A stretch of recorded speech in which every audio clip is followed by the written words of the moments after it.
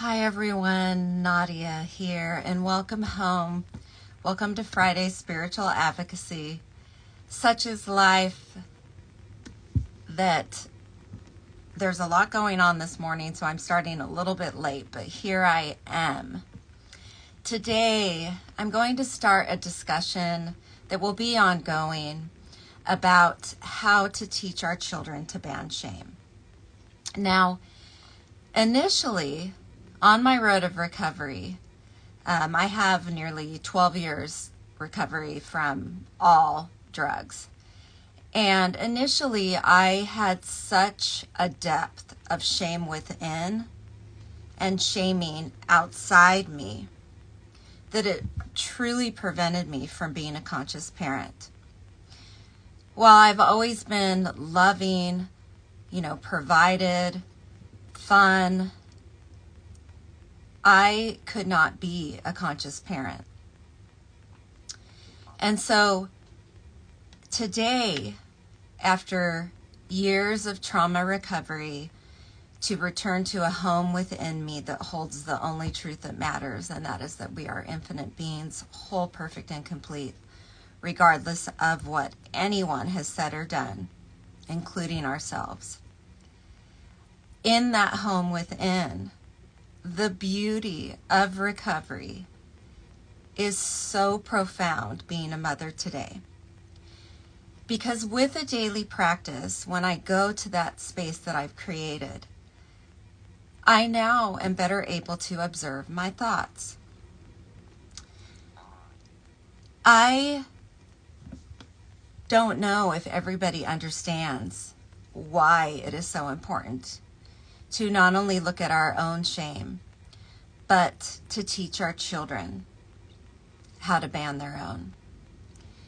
Shame is, I am bad, I am unworthy, I am unlovable, that is based on words and actions of others projected on to them. So a child may feel, I am bad, unworthy, unlovable, or flawed, or scarred, simply from a word or an action of another, let alone a parent. Guilt, on the other hand, is, I did something bad, unhealthy, hurtful. In that type of space, empathy can be taught, both for yourself and for others. And so, when I was responding to my thoughts in the past, I hurt myself, and the loved ones on the sidelines suffered. I did not know how to walk through pain. All of it was in response to my thoughts. We have thoughts, then we have feelings, we display emotions, and then we react and act. We have behaviors. To break out of those patterns, or what Tommy Rosen refers to, the frequency of addiction, if that is your struggle, to break out of deep-seated trauma carvings in our brain, we have to create a space. We have to create a space within, hopefully somewhere physically within your home, a space within where our thoughts can better be observed. Most people don't even think about doing that until well into adulthood. But children can learn this early. How am I doing that as a parent today? First of all, I began to notice when their behaviors that were concerning were triggering something in me. And I realized I just didn't want them to hurt like I did. And so, in processing that through trauma and spiritual work, I processed my own core wounds, and that stopped happening quite a while ago. Secondly, when we are able to observe our thoughts, I am better able to embrace all the feelings, the thoughts, the emotions, the behaviors that my kids have. The first step, embrace. This may sound hard. Embrace it all. Embrace children's thoughts, feelings, emotions, and behaviors. Provide an open space of expression is the second thing. I'm going to give some examples of this, okay? I'm not just throwing stuff out there. I'm not preaching here. 1, embrace thoughts, feelings, emotions, behaviors. 2, provide an open space of expression. 3, put helpful words onto what you think their thoughts are, how they're responding to those thoughts, the feelings, the emotions, the behaviors. Don't negatively brand them. For example, we can use angry, sad, upset, tired, versus bad, out of control, crazy, cranky.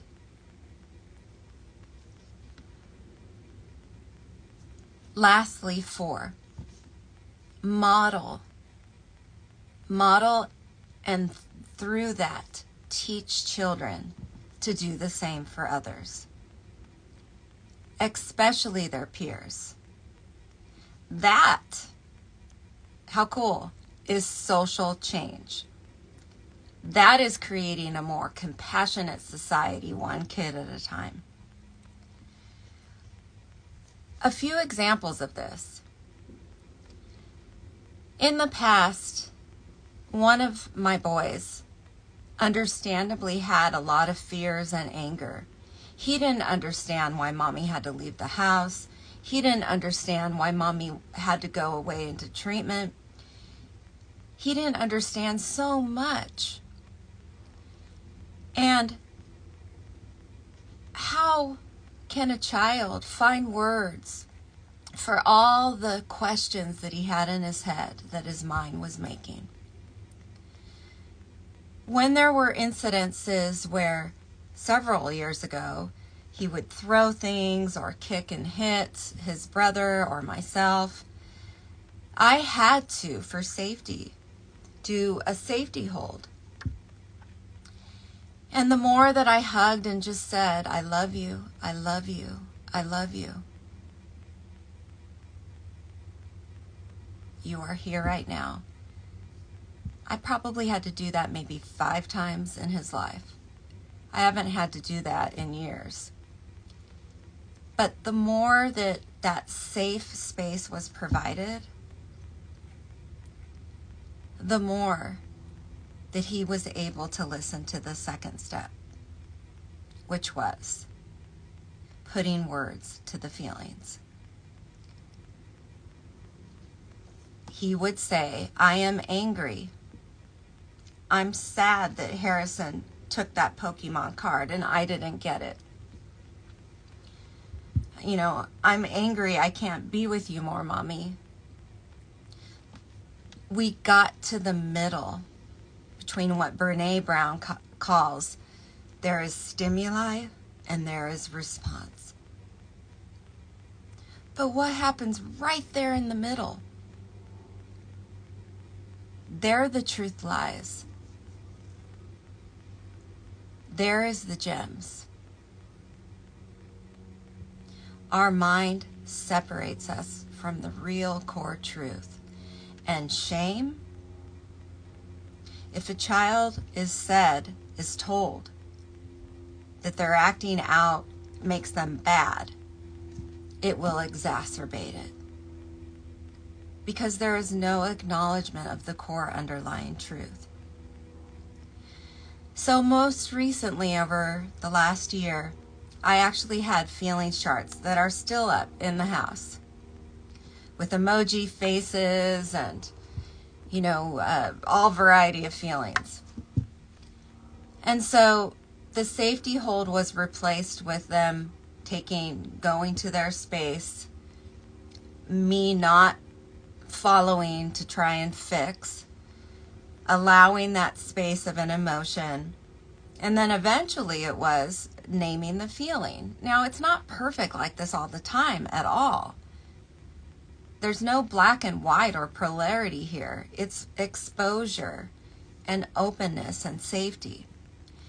And so the other day, when Elijah was upset about not getting a certain Pokemon card, I was so proud of him and so happy for him, most of all, that he was able to say, I am upset that Harrison got this, or I'm sad I have to leave now, Mommy.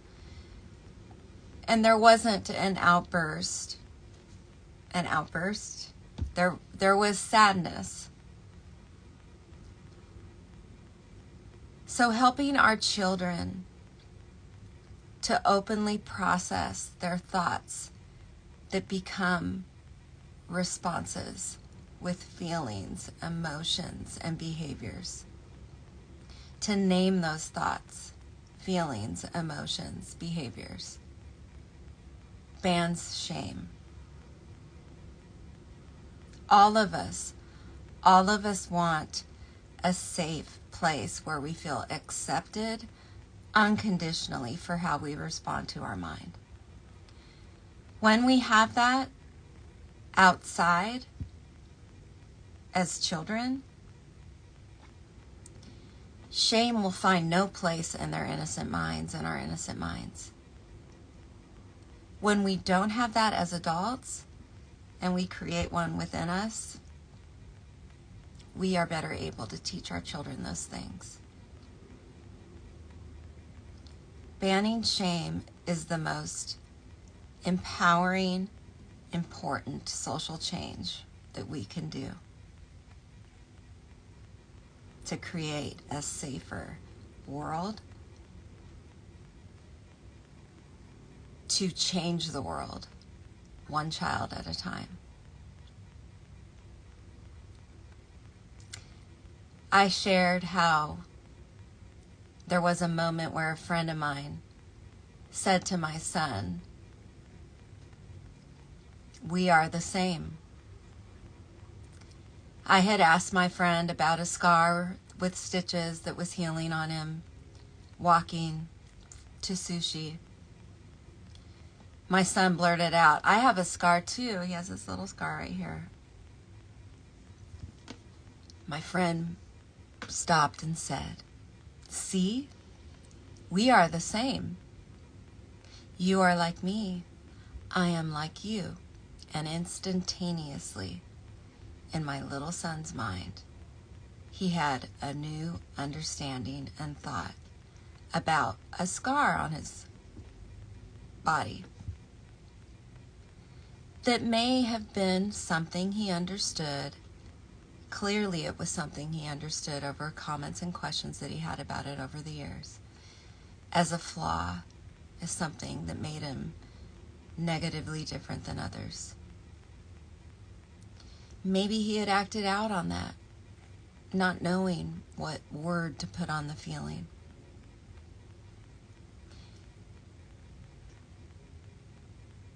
What caused it, was some chaos. Perhaps he blamed himself. There was no individual to blame. Most of all, him. It was an accident.